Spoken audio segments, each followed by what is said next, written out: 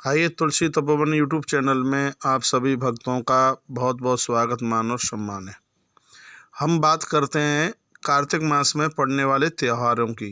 उसमें ही एक व्रत पड़ता है अहोई अष्टमी का व्रत। मैं मातृशक्ति को निवेदन करना चाहूँगा, यह व्रत आपके द्वारा होता है। आने वाले समय में भी कभी परिवार में संतान समाप्त ना हो, चाहे उदर में और चाहे बाहर जन्म लेने के तत्पश्चात। संतान की सुरक्षा के लिए यह व्रत एक किसी कवच से कम नहीं है। माताएं संतान के सुरक्षा के लिए, उनकी आरोग्यता के लिए इस व्रत को करती हैं। यह व्रत दिवाली से पहले आता है और करवा चतुर्थी के 2-3 दिन 4 दिन के बाद में यह पड़ता है। इसको अहोई अष्टमी के व्रत के नाम से इसको जाना जाता है। इसमें बताया जाता है कि एक पट्टे पर आप जल से भर करके एक लोटा रखिएगा, एक चांदी की अहोई बनवा लें, जैसे कि गले में जो पेंडल टाइप का होता है उस प्रकार से ये बनवाया जाता है। फिर उस अहोई को रोली चावल, दूध इत्यादि से उनको आप पूजिएगा। एक रात्रि भर गौ माता के कच्चे दूध में अहोई पड़ी रहे तो और ज़्यादा ठीक है।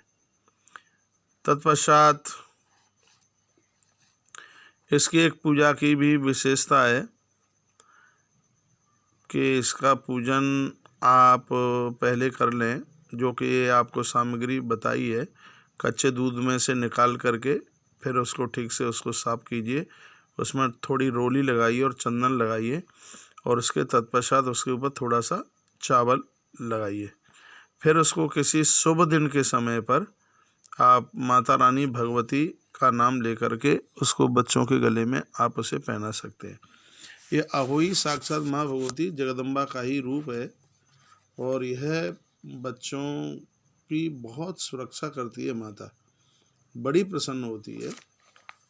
तो ये कथा भी इस प्रकार से है। देखिए, इस दिन ब्राह्मणों को पेठे का दान करने की भी बहुत बड़ी महिमा है और ये व्रत छोटे बच्चों के कल्याण के लिए किया जाता है।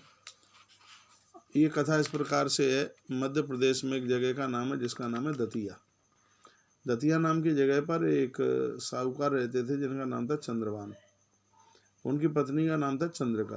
ये बहुत ही गुणवान, रूपवती, चरित्रवान और पवित्र थी वह माता।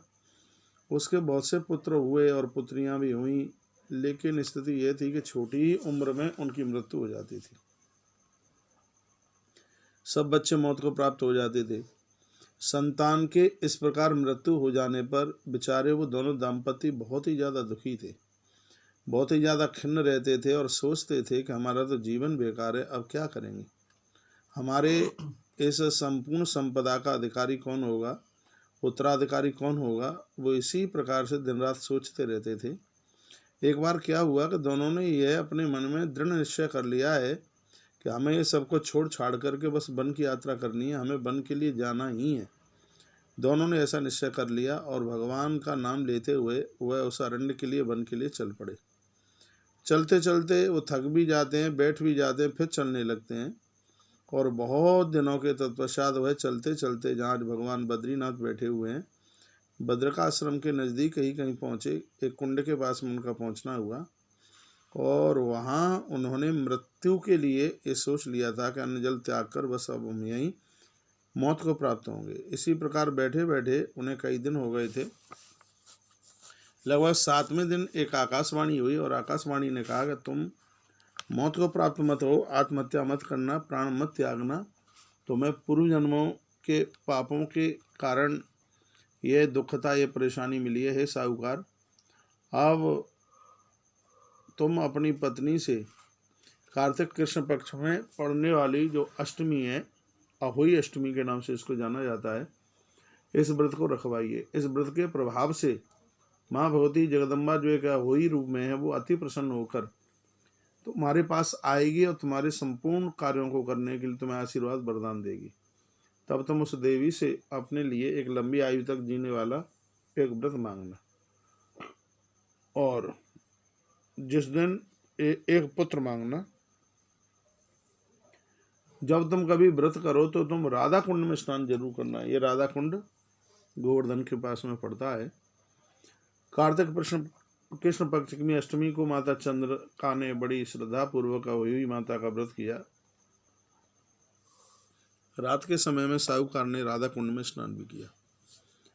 यह राधा कुंड उधर भी हो सकता है, बद्रीनाथ की तरफ।